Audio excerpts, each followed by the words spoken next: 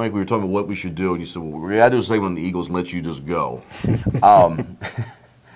I've softened a little bit to Chip Kelly and some of his hirings, or all of his hirings.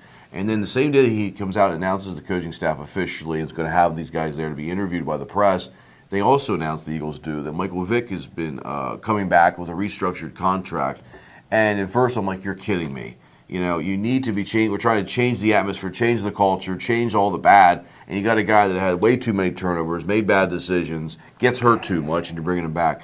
But it is a one-year deal now. It says a 3-year contract, but basically essentially it's a one-year deal, so it doesn't work out. Sayonara. I think it's a lot more favorable as far as money goes for the Eagles as well. So it's not the end of the world, but I keep thinking, this guy must have really been sweet-talking Chip Kelly. I've heard he was up there several times. So we'll get to the staff in a second. What do you think about Vick? Well, I think that the problem with, Chip Kelly talked a lot about how much he likes Michael Vick's skill set. Well, here is what is not, two things that are not in Michael Vick's skill set, I think pretty clearly by NFL starting quarterback standards, are accuracy and decision-making ability. Those things are universal. I mean, you can't play the position well without those two things, and he does not have them, in my opinion, at this point in his career. However, I do think that Chip Kelly probably looked at the two quarterbacks he had, salary cap issues, what's available out there. Yep. You don't really make trades in the NFL, really. And maybe he's saying, at least for 1 year, this is the best thing to go to war with.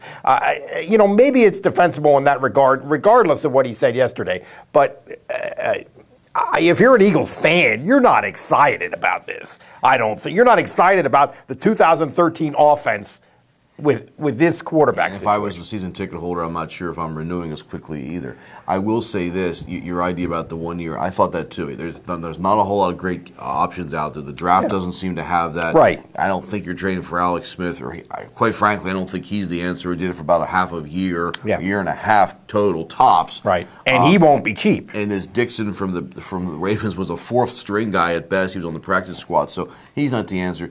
So, but I do think, is it better to take more loss? Let's say you don't have the right quarterback. Let's say you don't go with Vick, you go with Foles. He's not the right guy this year, and you lose more.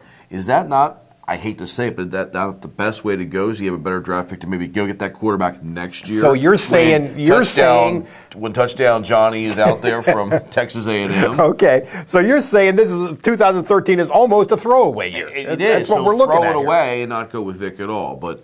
I'm sure Eagle Nation will be delighted to hear that. Here's the reason why I think it's a throwaway. I'm starting to get hardened again. Uh-oh. The two coordinators for the Eagles, offensively and defensively, are both from the Cleveland Browns. Why don't we pick some more losing organizations to bring our guys from? Seriously, this reeks of a stench of Loserville. You pick from winners. You go grab from the win. You take an assistant coach from somebody that's a winner. The Ravens, okay, maybe they blocked your top choice. Go get somebody else from them that knows how to win, and winning culture comes in it. From the 49ers. Now, the 49ers, that's why I don't like Jim Harbaugh. 2 years in a row he blocks Ed Donatell. Yeah, he did. Okay? He did. You do it 1 year, would you block assistant coach 2 years?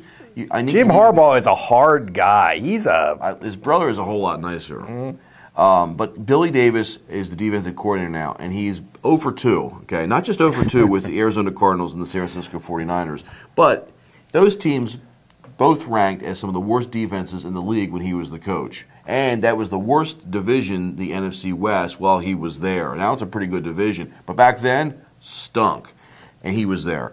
Shermer, what has he done as an offensive coach? I mean, he didn't do a whole lot with the Rams, worked with a young quarterback in Bradford, I should say, but goes to the Browns, and granted, that's a good division. They got the Bengals, Ravens, and Steelers, but Cleveland Browns were not setting the world on fire, okay? They're picking right before the Eagles in this draft. So I just look at some of the other choices that are on the staff as well, and I don't see the experience there. Even the offensive line coach from Alabama is probably the best choice he has out there.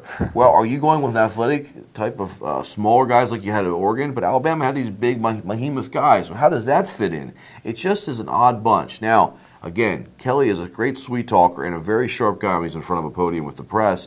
He wanted to say, I want guys with different mindsets, and I don't want people all thinking the same, and we want to. So great, he sold me a little bit. I'll give you a little bit of room here, but still, I'm going, this isn't going to work. We think Chip Smedley. I almost said Chip Smedley. Chip Smedley. Chip Kelly is smart. We think Chip Smedley's pretty smart too. Yeah, but we're hoping that he's really smart, and I guess that's to see through all this kind of stuff. And folks, we promised you we'd turn Starkey loose. Did we deliver or not? One thing, Chip Smedley took too many blows to the head. I'm not sure if he is smart anymore, and Kelly may have taken too many blows to the head. That hurts. So the verdict is out on that, too. That hurts.